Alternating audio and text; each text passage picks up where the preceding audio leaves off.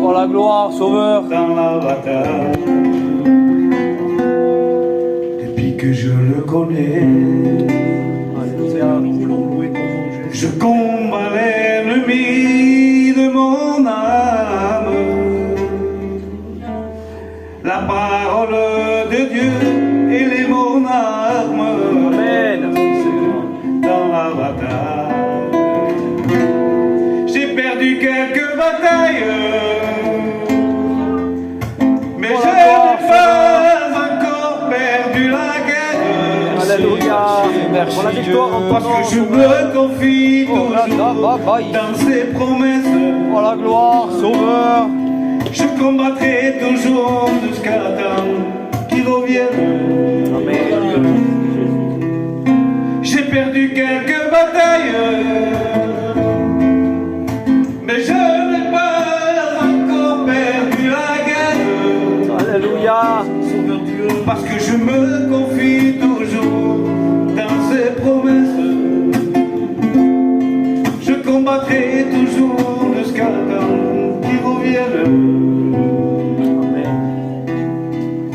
Depuis que je le connais, Quelle grâce de t'avoir dans nos vies, mon Jésus. je combats l'ennemi de mon âme. Amen. Dios. Te alabo, papá. Qué bueno. La parole de Dieu, elle est mon arme. Dans la bataille, depuis que je le connais, il m'a formé, je suis un vaillant soldat. Alléluia. Je ne lutte plus seul, il est avec Gloire moi. à Dieu. Dans la bataille, Seigneur, j'ai perdu quelques batailles, mais je n'ai pas encore perdu la guerre. Amen.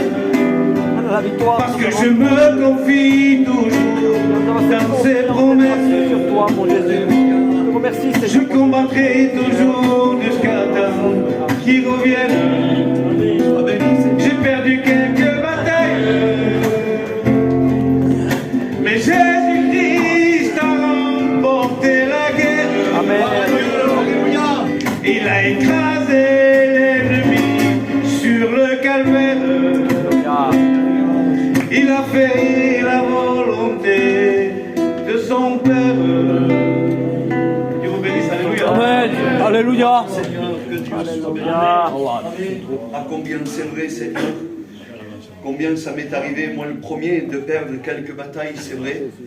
J'avais fait des beaux projets, je m'étais bien lancé, ça allait, et puis voilà, j'ai dérapé, et puis il y a tout qui a basculé.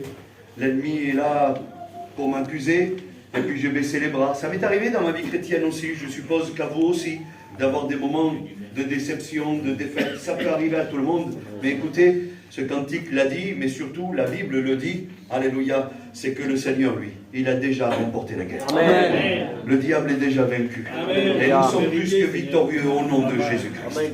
Alors si ces sentiments de ce cantique, les sentiments de la parole de Dieu, ça te fait refléter un petit peu ce que tu es en train de vivre aujourd'hui. Aujourd'hui, tu vis peut-être une défaite dans une bataille. Sache que la guerre, tu l'as déjà gagnée. Je voudrais que tu puisses reprendre courage au nom du Seigneur ce soir et te dire que voilà, cette réunion s'offre à toi. Oui, nous pouvons encore aujourd'hui dire, eh bien nous sommes dans la grâce. Amen. Le cadeau de Dieu, c'est pas terminé. C'est vrai. On a encore le temps de se rattraper. On a encore le temps de faire la paix avec le Seigneur. Alléluia. On a le temps, eh bien, de pouvoir récupérer ce qu'on a perdu. Alléluia. Oui, c'est possible. Vous savez que beaucoup de personnes, je vais le dire le mot, beaucoup de chrétiens vivent avec des remords, si vous voulez. Ils font leur vie chrétienne et ils avancent et ils essayent d'avancer chaque jour avec des remords. Parce que les aléas de la vie ont fait qu'ils ont perdu certaines choses. Pour certains ou certaines, un petit peu la prière, la communion, la lecture, je ne sais pas, peut-être la foi. Seigneur, c'est possible. Hein? Sache que ce soir, on peut le retrouver. Amen. C'est ce soir, on pourrait le faire. Et puis écoutez, je suis en train de vous parler et puis je suis interpellé dans mon cœur. On a appris tout à l'heure que John, il est parti à l'hôpital. Je veux qu'on puisse prier. Amen. Alléluia. Je voudrais qu'on puisse prier le Seigneur. Vous connaissez la situation en tant que moi, vous connaissez tout. Bénis ton nom, Et Jésus. puis, on sait que Dieu est tout-puissant. Amen. Alléluia. Alors moi, je voudrais qu'on puisse s'unir tous ensemble. S'unir tous ensemble et prier. Prier pour lui. Alléluia. Que Dieu soit béni et glorifié. Je demande à Tony qu'il puisse prier le Seigneur. On va voir, Seigneur, nous voulons bénir ton nom dans cette soirée. Toucher à tout nombre et à Jésus, toucher à tout. Amen. Toi seul peux bénir, toi seul dans cela nécessite. Oui, Jésus. Seigneur, s'il te plaît, tu es dans tes mains. Amen. Sauveur Dieu. Je t'en supplie. Je t'en supplie, Seigneur mon Dieu. Tu rétablis complètement, mon Sauveur.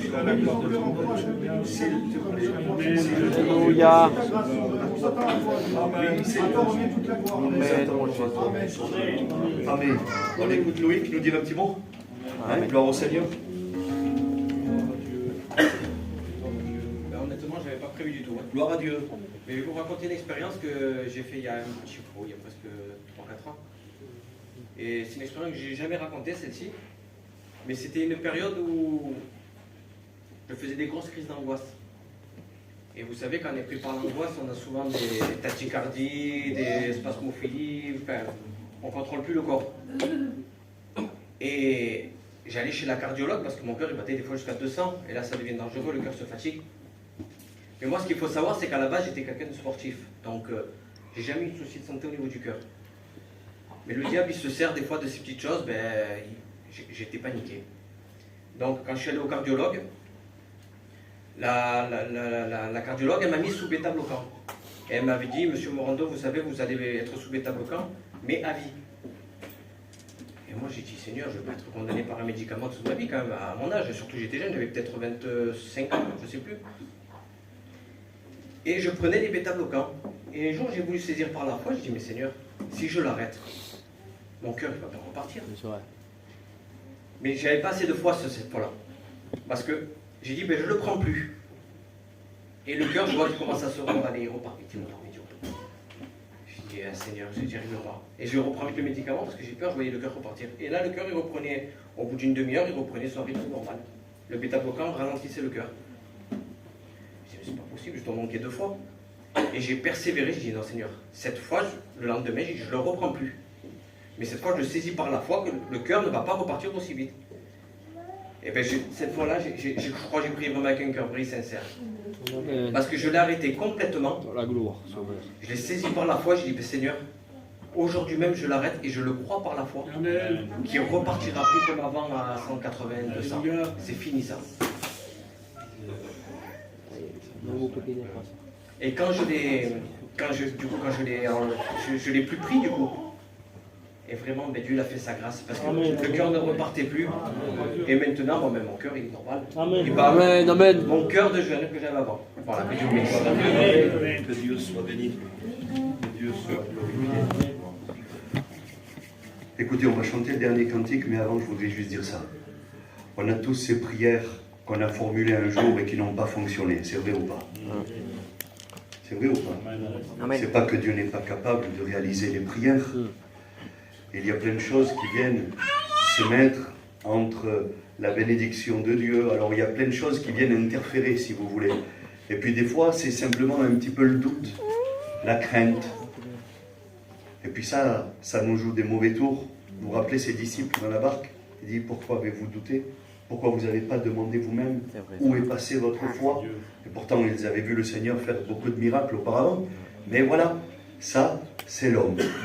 C'est l'homme. Et puis un jour, la Bible va dire un petit mot, Dieu va dire un petit mot au travers de ses Écritures. Il va dire, voilà, aujourd'hui, je vous conseille, si vous voulez, de racheter le temps. Amen. C'est vrai? Racheter le temps. C'est pas commun, racheter le temps. S'il y a bien quelque chose qu'on ne peut pas acheter, je suis désolé, mais je connais aucun magasin, moi, dans lequel on peut pousser la porte, rentrer dedans et dire, voilà 10 000 €, je vous voudrais 3 ans.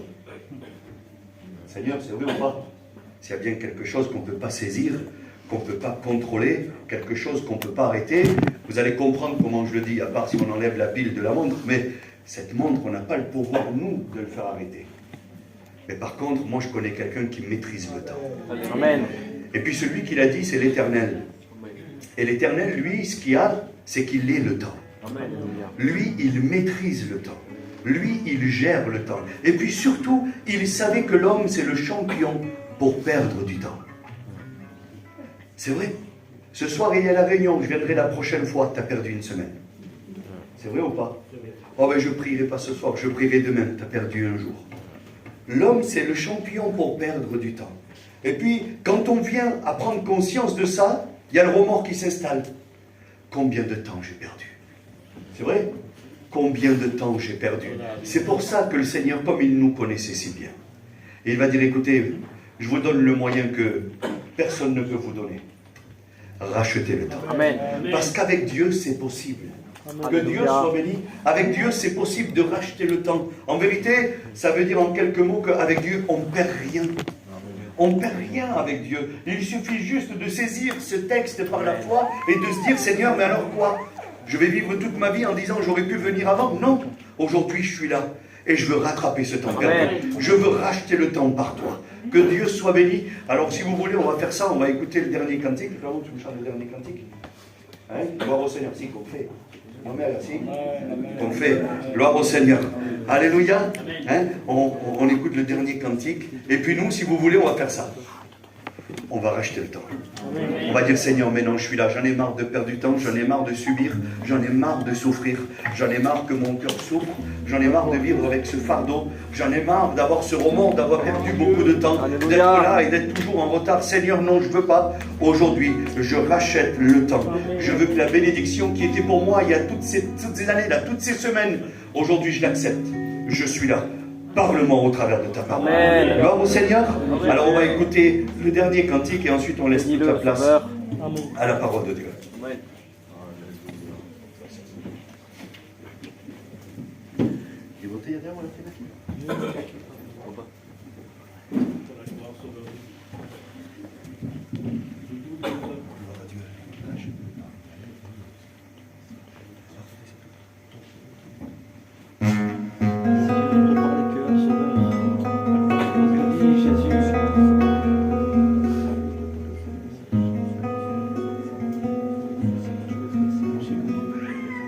Dieu a tant aimé le monde qu'il a donné son Fils unique, Jésus, Amen. afin que quiconque croise en lui ne périsse pas, mais qu'il ait la vie éternelle. Alléluia. Car Dieu a tant aimé le monde qu'il a donné son Fils unique, Jésus, afin que quiconque croise en lui ne périsse pas, mais qu'il ait la vie éternelle. Mon frère, ma soeur, Dieu nous appelle. Amen. Applique ton cœur à chercher ton sauveur.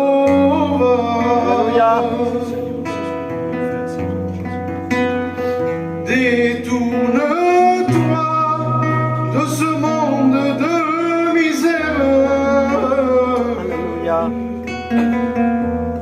Car tout est vanité, toute poursuite du vent. Mon frère, ma soeur, Dieu nous appelle. Riusciti tu presencia en mi vida. Quiero sentir tu presencia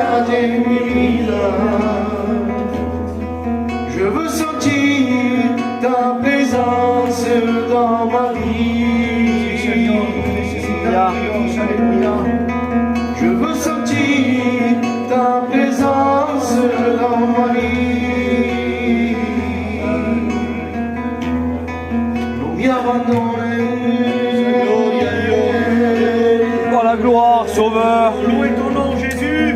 Ne m'abandonne Merci, pas, merci, Sauveur. Ne m'abandonne pas. Tu es le fidèle, ô Jésus. Je veux sentir ta présence dans cette soirée. Alléluia. Dieu t'aime, Dieu t'aime. La gloire à Dieu. Ton amour éternel, Jésus. Je veux sentir ta présence dans ma vie.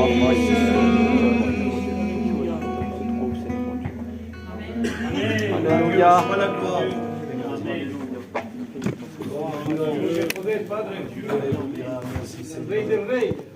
Gloire à Dieu.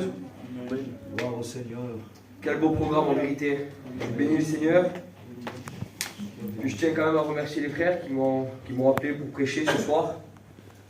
Même si c'est pas facile, je reconnais que c'est une grâce. Et puis cette grâce, j'aimerais la saisir. Amen.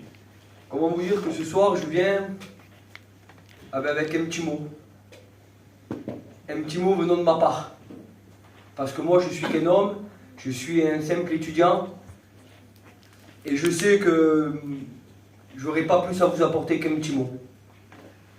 Mais celui qui vit en moi, et celui qui me saisit, eh ben lui c'est le Tout-Puissant. Lui il a des grandes choses pour chacun d'entre nous. Amen. Alors j'écoutais un petit peu le serviteur et puis les témoignages.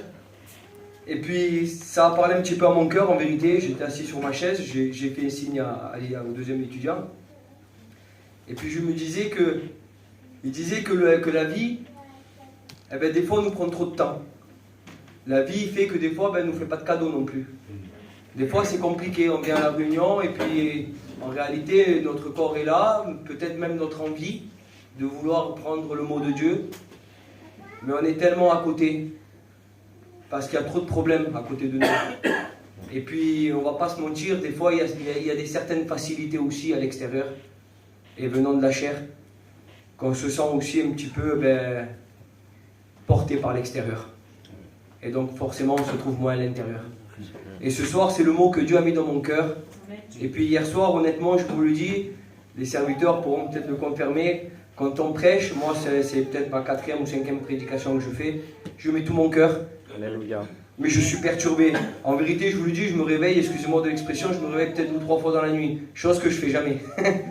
Voilà. Donc ensemble, je vous invite à ouvrir vos Bibles pour ceux qui en ont une. Gloire à Dieu. Dans le livre des Actes, au chapitre 3, et je vais commencer la lecture au verset 1er. Pierre et Jean montaient ensemble au temple à l'heure de la prière. C'était la 9e heure. Il y avait un homme boiteux de naissance qu'on plaçait tous les jours à la porte du temple, appelé la Belle, pour qu'il demandât l'aumône à ceux qui entraient dans le temple. Cet homme, voyant Pierre et Jean qu'ils allaient y rentrer, leur demanda l'aumône. Pierre, de même que Jean, fixa les yeux sur lui et dit « Regarde-nous ». Et il les regardait attentivement, s'attendant à recevoir d'eux quelque chose. Alors Pierre lui dit, je n'ai ni argent ni or, mais ce que j'ai, je te le donne. Au nom de Jésus-Christ de Nazareth, lève-toi et marche. Amen. Amen. Amen. Gloire à Dieu.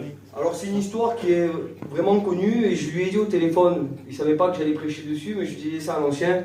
Mon ancien la porte à merveille, j'adore quand il prêche cette histoire en vérité, je lui dis. Mais Dieu m'a donné une vision, si je pourrais dire, et je le sais qu'il ne vient pas de moi. Alléluia. Et puis j'ai regardé à travers cette histoire, et puis je me suis concentré, et je me suis dit, ben là l'histoire nous parle d'un boiteux qu'on portait tous les jours, il y a une précision, tous les jours, et qu'on l'a mené devant cette porte, qui est le temple. Et puis j'ai essayé d'examiner un petit peu la parole de Dieu avec mon petit niveau. Et puis je me suis posé une question en vérité. Je me suis dit, pourquoi un boiteux, on devrait le porter finalement? Parce que j'ai regardé, j'ai fait des recherches, boiteux, c'est différent de quelqu'un qui est totalement paralysé. Quelqu'un qui a une paralytique, c'est une personne que lui ne peut plus bouger. Donc il est vraiment incapable de bouger son corps. Mais un boiteux, quand on peut regarder, moi j'ai fait des recherches tout simples sur Internet. Un boiteux, c'est quelqu'un, il a cet handicap, mais comment dire qu'il a peut-être des grosses difficultés à bouger, mais il peut bouger. Alors peut-être qu'il ne marche pas bien, peut-être qu'il doit se prendre à plusieurs reprises, peut-être qu'il doit se tenir, peut-être qu'il doit s'arrêter souvent. Je ne sais pas, j'imagine un petit peu quelqu'un qui est boiteux, finalement. Mais un boiteux n'a pas besoin automatiquement d'être transporté tous les jours. Et puis c'est là le thème que j'aimerais vous communiquer en vérité, c'est ce que j'ai reçu dans mon cœur. C'est qu'en réalité, ce boiteux, et quand on prend quelqu'un qui est boiteux à travers les écritures de la parole de Dieu, quelqu'un qui est boiteux, c'est un cœur partagé en vérité. C'est un cœur qui ne sait pas où il va. C'est un cœur que tantôt il est d'un côté, tantôt il est d'un autre. C'est quelqu'un qui marche à croche-pied, si je pourrais dire. Et puis en réalité, c'est ce que Dieu a mis dans mon cœur, cet homme-là, c'est un petit peu ce boiteux. Il se faisait transporter, la parole de Dieu nous dit qu'il se faisait transporter tous les jours devant la porte du temple. Mais personne ne l'amenait à l'intérieur. Et je me suis dit, mais c'est quand même bizarre, même si à l'époque on sait très bien que par rapport à cette maladie, on ne pouvait pas l'amener à l'intérieur. Je ne sais pas, ça m'a interpellé, ça m'a un petit peu chambré dans mon cœur. Et puis Dieu a parlé dans mon cœur, il m'a dit tout simplement, ce boiteux, c'est tout simplement, il se laisse transporter par sa chair. En fait, ceux qui transportent le boiteux, finalement, ce n'est pas les hommes, ce n'est pas une compagnie, c'est uniquement sa chair, c'est uniquement ses pensées, c'est uniquement son désir, si je pourrais dire. C'est uniquement son action à lui personnelle. Et puis il semblerait que c'est ça qui l'empêche de rentrer au temple. Parce qu'en réalité, quand il est à la porte, il s'attend à recevoir tous les jours quelque chose de ces hommes qui rentraient à la prière. Donc s'il se plaçait ici tous les jours, c'est qu'il savait qu'à l'intérieur, il y avait quelque chose de bon. Et cela me fait penser un petit peu à certaines personnes, et je juge personne, je connais personne de toute façon. Mais ça me fait penser à certaines personnes qui viennent à l'église, qui sont à l'intérieur, mais finalement ils n'y sont pas. Parce que finalement ils sont transportés par leurs désirs, par peut-être, excusez-moi de l'expression, mais peut-être par leurs péchés, parce qu'ils leur tiennent liés finalement dans le monde, par ses préoccupations, peut-être même par ses problèmes personnels. Et puis cette personne-là, il ne peut pas rentrer. Mais il est à côté. Il sait qu'il y a quelque chose de bon à l'intérieur. Il sait que finalement, là c'est le bon endroit. Il sait qu'il y a quelque chose de particulier là-dedans. Parce que pourquoi il se mettrait là finalement? Pourquoi s'il se fait transporter, il se mettrait à tout prix devant cette porte? Je suppose qu'à cette époque-là, c'était grand, il pouvait aller quelque part d'autre, ou changer régulièrement d'endroit. Mais c'était son quotidien. Il semblerait qu'il avait compris que là-dedans, il y avait quelque chose de bon pour lui. Mais il semblerait que, quand on regarde un petit peu l'écriture, il nous dit que il se contentait de demander l'aumône. Et puis je regardais un petit peu l'aumône, je ne vous apprends rien ce soir, je ne vais pas faire la personne qui a une grosse connaissance, mais quelqu'un qui demande l'aumône, c'est quelqu'un qui demande le minimum. Lui, ce qu'il cherche, c'est juste une survie, si je pourrais dire. Il cherche juste à essayer de se rassasier pour aujourd'hui, et puis rentrer chez lui. Et puis son quotidien fait que le lendemain, il revenait au même endroit. Et puis ça m'a interpellé dans mon cœur, et c'est ce que beaucoup de personnes vivent en vérité. Ils viennent à la réunion, ils veulent juste se rassasier, juste un petit peu. Il semble qu'ils viennent prendre l'aumône finalement. Ils viennent chercher juste une petite bénédiction, chercher juste un petit mot de Dieu, et puis rentrer chez eux. Mais comme ils savent que c'est bon et je bénis Dieu, ils viennent quand même demain. Mais finalement, quand ils reviennent, ils se refont retransporter par leurs désirs, par leurs péchés, ou je ne sais pas, j'ai pas envie de désigner beaucoup de choses, mais vous m'avez compris ce que je veux dire. C'est que c'est cette chair finalement qui le transporte à lui. Et finalement, il semblerait qu'il vienne se rassasier juste un petit peu, des miettes. Ça, laissez-moi vous dire que peut-être ce soir, il y a une personne comme ça, ou peut-être des personnes comme ça. Je pointe personne en vérité, mais ça se voit. Il y a des personnes qui viennent à l'église mais qui sont à l'extérieur. Il y a des personnes finalement qui sont à l'église mais ils sont tellement portés par leur désir de la chair qu'ils ne sont pas dedans finalement. Comme cet homme. Et puis oui, se contenter que de l'aumône, c'est quand même bizarre. Hein. Il venait au même endroit parce qu'il savait finalement qu'il trouvait cette satisfaction. Eh bien laissez-moi vous dire que oui. Même si c'est peut-être pas de la bonne manière que cet homme venait devant le temple, mais laissez-moi vous dire qu'il repartait quand même rassasié, je suis sûr et certain, parce que c'était son quotidien. S'il mourait de faim, je suppose que le lendemain, il ne revenait pas au même endroit. S'il revenait, c'est parce qu'il y avait quand même quelque chose. Il trouvait quand même une satisfaction dans son état. Et puis quand on regarde un petit peu plus bas, là il voit Pierre et Jean. Il voit Pierre et Jean, ils rentraient pour la prière. Donc je me suis dit, s'ils venaient tous les jours ici, Pierre et Jean, je suppose, et j'en suis même sûr, que ce n'était pas la première fois qu'ils montaient dans ce temple. Sûrement qu'ils le connaissaient de vue.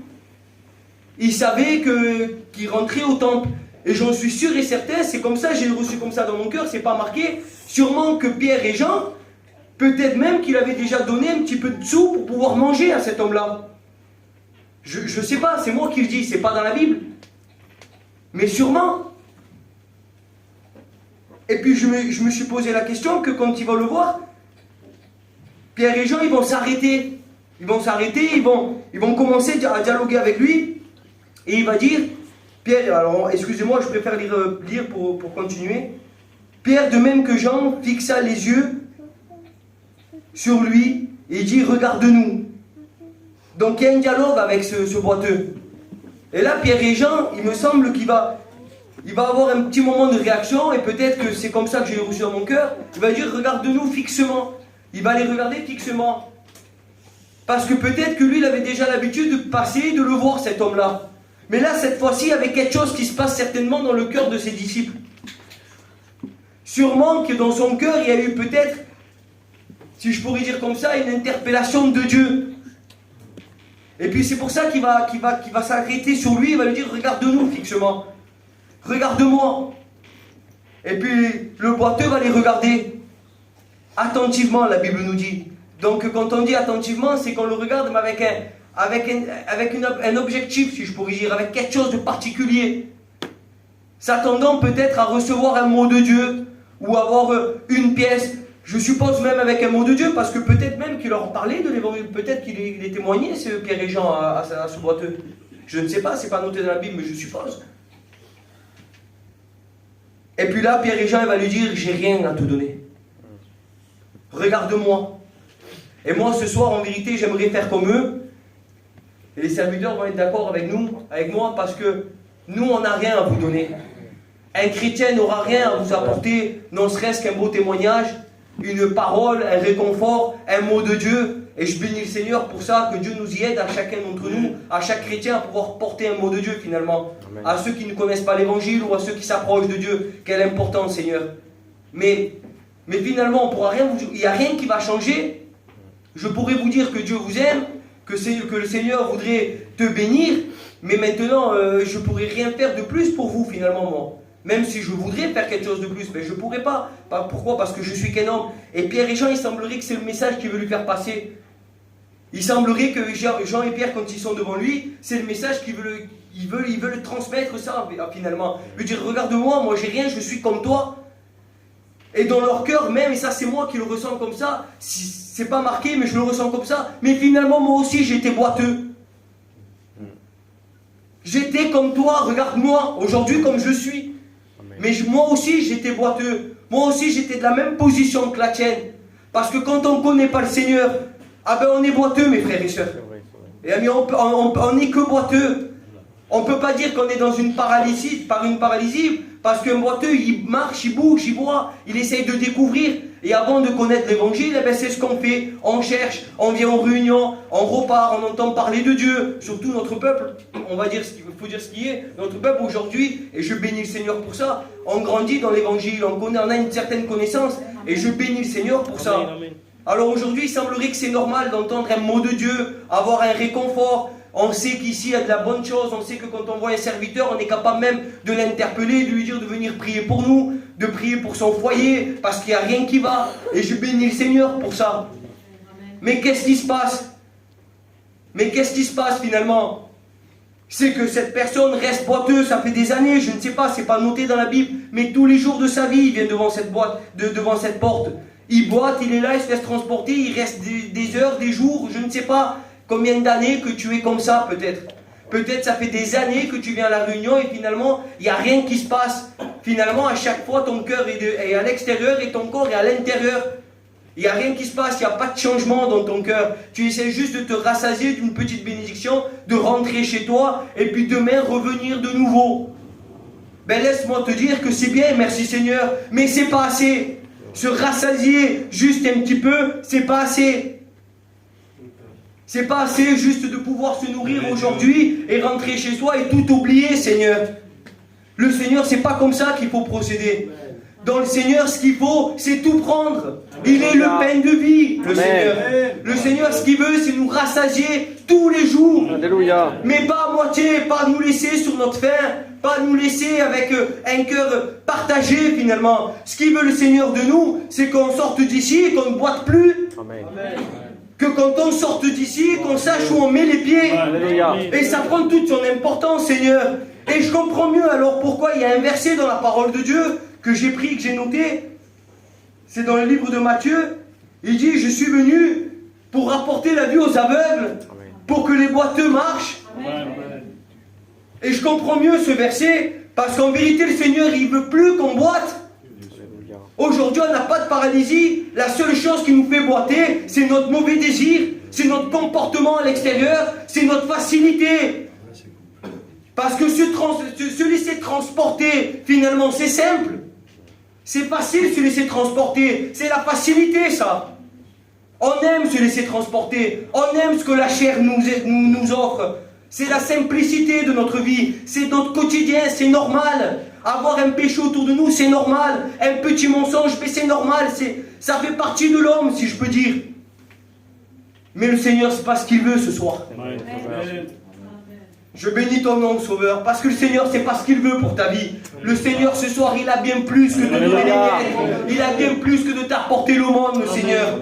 Le Seigneur, ce qu'il veut, c'est un changement radical dans ta vie. Le Seigneur, ce qu'il veut, c'est que tu arrêtes de te laisser transporter par le péché. Que tu arrêtes de te laisser transporter finalement par tes désirs. Que tu arrêtes de te laisser transporter par ce que tu aimes finalement. Le Seigneur, ce qu'il aimerait ce soir, c'est de te transporter lui-même. Parce qu'il n'y a pas mieux que de se laisser transporter par la puissance de Dieu. Parce que se laisser transporter par la puissance de Dieu, c'est la réussite, mes frères et sœurs. C'est la réussite parce que moi-même, j'ai été finalement transporté par le monde. Et jusqu'à aujourd'hui, j'ai été comme ça. Mais le jour où j'ai fait confiance au Seigneur, le jour où j'ai affranchi une porte finalement, le jour où j'ai arrêté d'être à l'extérieur, le jour où j'ai arrêté de me préoccuper de mes problèmes personnels, le jour où j'ai arrêté finalement de me fier à ma chair et de dire non, je n'écoute pas ma chair, j'écoute pas la facilité, je vais aller à la ramasse ce soir à la réunion, je vais aller à la ramasse pour écouter la parole de Dieu. Oui, la prière est compliquée, des fois on n'a pas envie, la chair ne voudra pas prier. Mais laisse-moi te dire que du moment que j'ai commencé à lutter contre ma chair et à faire des efforts, j'ai été transformé. Et à partir de là, je ne boitais plus, mes frères et sœurs. Mon quotidien me rendait la vie facile. Excusez-moi de l'expression, j'arrivais à me réveiller. J'avais plus le même sentiment. Mon cœur était plus partagé finalement. Mon cœur était déterminé. Déterminé à adorer Dieu. Déterminé à faire sa volonté. Même si c'était compliqué. Et quand il y avait quelque chose qui allait pas dans ma vie, eh ben j'étais repris. Parce que j'en avais marre d'être boiteux. Je voulais plus boiter finalement. Alors je cherchais à m'améliorer. Et ce soir, le Seigneur, c'est le mot pour toi. Je connais personne, mais ce soir, il est temps d'arrêter de se laisser transporter par notre désir. Il est temps de se laisser, si je pourrais dire, abattre par notre chair. Ce soir, il est temps. Il est temps d'arrêter de boiter. Mais malheureusement, de nous-mêmes, on ne peut pas s'arrêter de boiter. Parce que ça serait trop facile. On aimerait arrêter par nous-mêmes, mais on n'y arrivera pas. Moi, je vous le dis, c'est vraiment, ça sort du cœur. On n'y arrivera pas parce que j'ai essayé aussi d'arrêter de boiter par moi-même. C'était que des échecs. Échec sur échec, échec sur échec. Du moment où j'ai arrêté de boiter, c'est tout simplement quand j'ai fait confiance à la parole de Dieu. Un jour, j'ai pris une décision dans mon cœur. J'étais assis au fond d'une église. Et l'ancien prêchait. Et puis j'étais confus dans mon cœur. C'était au tout début de ma conversion. Il n'y avait rien qui allait encore dans ma vie, mais j'aimais le Seigneur. Et peut-être c'est ton cas aussi ce soir. Et je suppose que c'était le cas aussi de cet homme-là qui était boiteux. Parce que s'il se mettait là-bas, c'est qu'il savait qu'il y avait quelque chose de bon. Ces gens leur apportaient quelque chose de bon finalement. Je bénis le Seigneur. Et puis, Pierre et Jean, ils n'avaient pas grand-chose à leur donner comme moi ce soir. J'ai rien à vous donner. Mais ils avaient quelqu'un en eux qui pouvait leur donner quelque chose de bon. Il avait quelqu'un en eux qui pouvait donner plus que le monde. Il va commencer à lui dire, ce que j'ai ni d'argent ni d'or à te donner. Et l'argent et or, vous savez ce que ça peut représenter. Je ne rentrerai pas dans le détail parce que ce n'est pas du tout dans mon message. Je n'ai pas pris aucune note sur ça. Mais je le dis parce que je le reçois dans mon cœur. Dans le monde, on ne pourra pas vous donner de l'argent ni de l'or. Je me suis dit, mais c'est quoi? Ah ben c'est tout simplement ce que tu aimes. C'est la réussite. C'est avoir cette place honorable que l'homme voudrait avoir finalement. Eh ben non, moi j'aurais pas à t'apporter tout ça. Mais ce soir, le Seigneur, comme il a dit à ce boiteux, ce que j'ai, eh ben je te le donne au nom du Seigneur Jésus-Christ. Lève-toi et marche.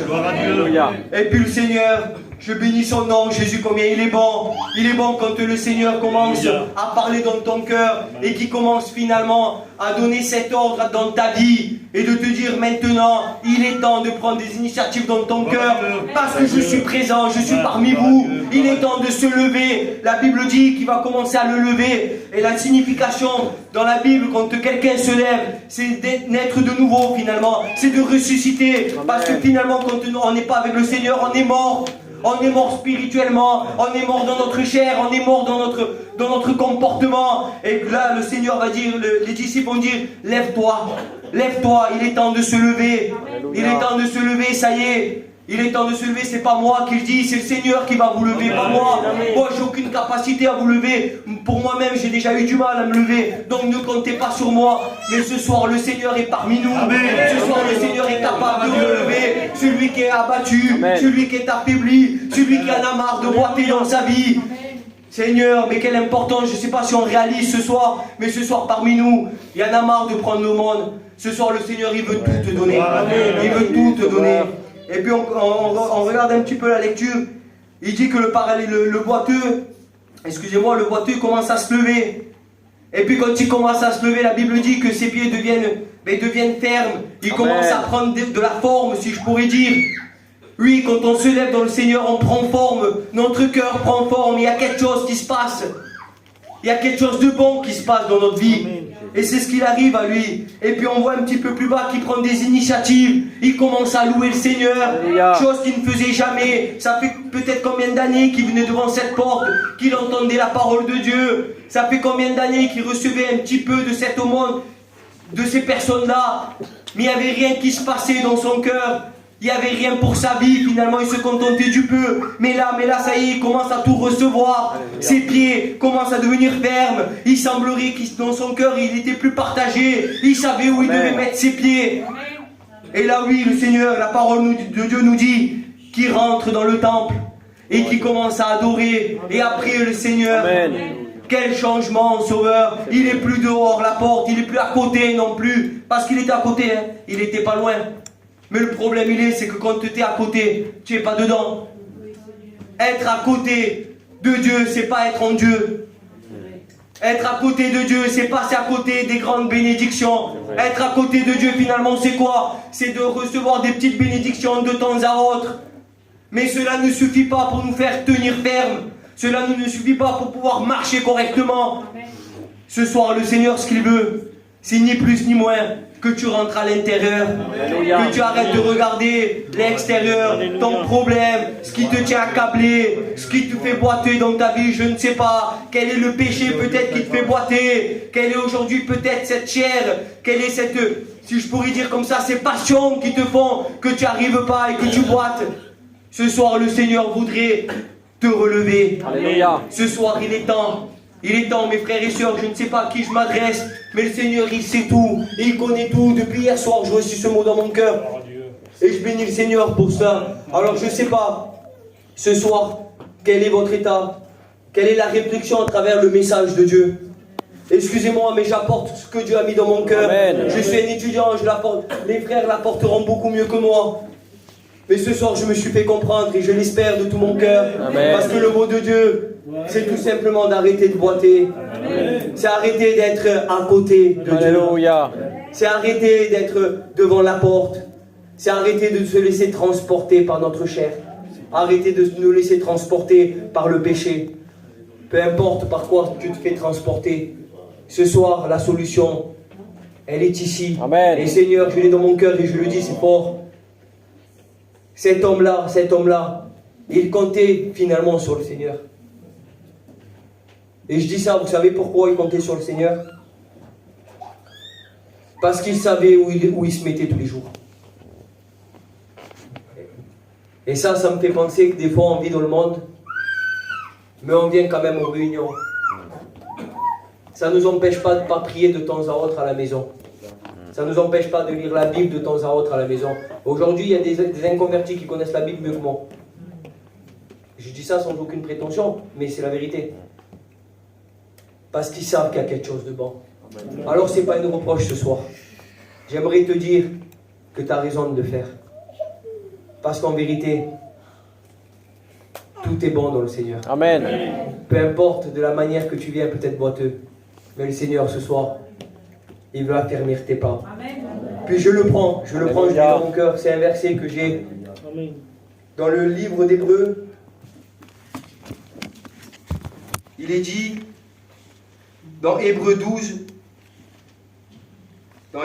verset 12, il dit, fortifiez donc vos mains languissantes et vos genoux affaiblis, et suivez avec vos pieds des voies droites, Amen. afin que ce qui est boiteux dévie pas, mais plutôt se raffermisse. Alléluia.